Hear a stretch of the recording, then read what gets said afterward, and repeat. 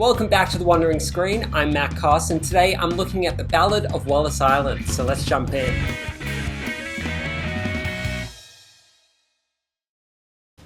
The Ballad of Wallis Island is adapted from the 2007 BAFTA-nominated short film The One and Only Herb Maguire Plays Wallis Island.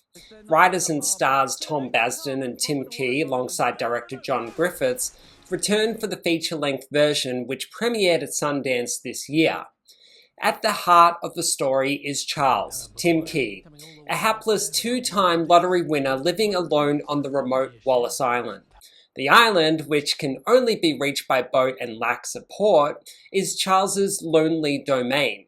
He invites the former bandmates of his favourite folk group, Maguire Mortimer, now estranged folk singers Nell Mortimer and Herb Maguire, for a private concert on the island.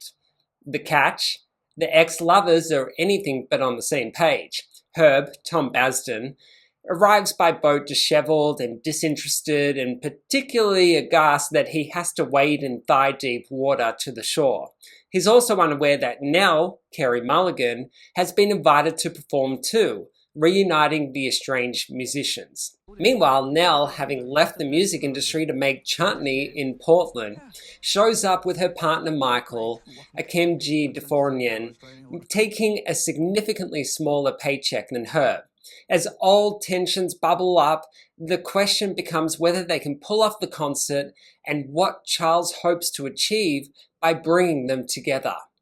While Basden and Key's screenplay centres on both Herb and Charles as the main protagonists, the film really leans heavily on the character of Charles. Their screen time is shared, but Charles feels much more organic, original, and richly layered, thanks to Key's portrayal. In contrast, Herb comes across as a familiar musician, past his prime, unkempt, but still somewhat fashionable and still talented.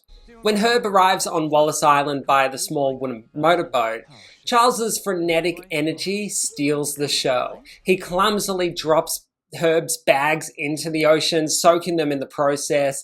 His behavior is erratic to the point of absurdity, especially when we learn he's paid Herb $500,000 for an acoustic set to an audience of just one. Charles. In his world, excess and boredom rule, making Charles both fascinating and frustrating in equal measure. Nell and Herb's reactions to Charles differ sharply. Herb is immediately put off by Charles's overbearing presence and the revelation that Nell was invited without his knowledge. By contrast, Nell seems almost relieved to be there. The past tensions with Herb are water under the bridge for her, and she's eager to play their back catalogue of songs that were once imbued with love. The chemistry between Basden and Mulligan in these moments is palpable, capturing the depth of a relationship between two artists who once shared much more than just music. A beautiful moment occurs in Charles's greenhouse-turned-music studio where Herb plays the guitar and Nell harmonizes with him while sitting comfortably on the couch.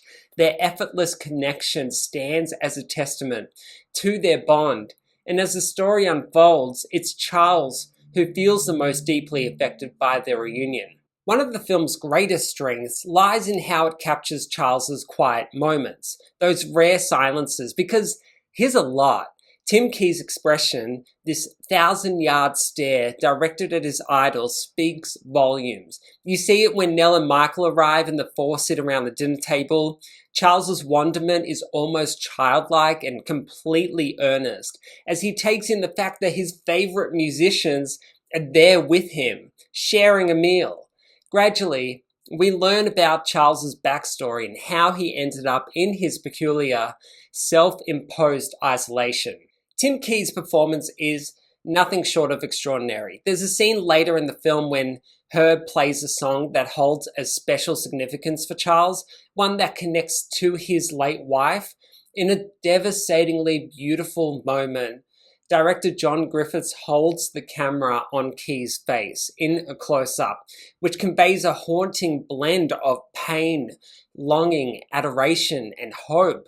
It's a fleeting yet powerful image, and to me, it already stands as one of the best performances of the year. The film also features Cheyenne Clifford, best known for Fleabag, as Amanda, a quirky local shopkeeper with an unwaveringly positive outlook on life. Her character brings warmth and levity to the island, offering a refreshing contrast to the emotional complexity of the central trio. Despite the film being set on a cold, windswept island, there's an undeniable warmth to it, thanks in no small part to its lush, vibrant gardens and jagged peaks rising out of the ocean. One particularly memorable scene occurs when Charles pulls a baked whole halibut out of the oven. Look, it's just such a homey, inviting image. I almost felt like I should be sitting at the dinner table myself. The Ballad of Wallis Island explores the themes of loss, regret, and the passage of time. Relationships evolve, and our connections with others can change in ways we don't always expect. For Charles, his loss has led to a profound sense of isolation, but he maintains an upbeat pride in the life he's created. In contrast, Herb feels liberated by his solo career, but that freedom has tormented him, leading to his arrival on the island. The film suggests that human connection, especially between Charles and Herb, can be life-saving. It's a delicate dance between holding on to the past and moving forward, and it's a lesson that resonates deeply by the end of the film. Ultimately, The Ballad of Wallis Island is a meditation on what it means to face your past and look to the future, all while navigating the sometimes painful terrain of human relationships. It's a film that invites you to sit with its characters, share in their quiet moments, and perhaps discover a little something about yourself along the way. But it's gone now. You've ruined my life. I wish you'd stop saying that. One day we might wake up hungover with 2/3 of diddly squat to our name. No! But we'll always have this island and your beautiful music. You've made it to the end of the video. Thank you so much for watching. Please give this video a like and subscribe for all the latest reviews. Let me know in the comments section below what you thought of Tim Key's performance, because I was absolutely blown away by it. See you next time.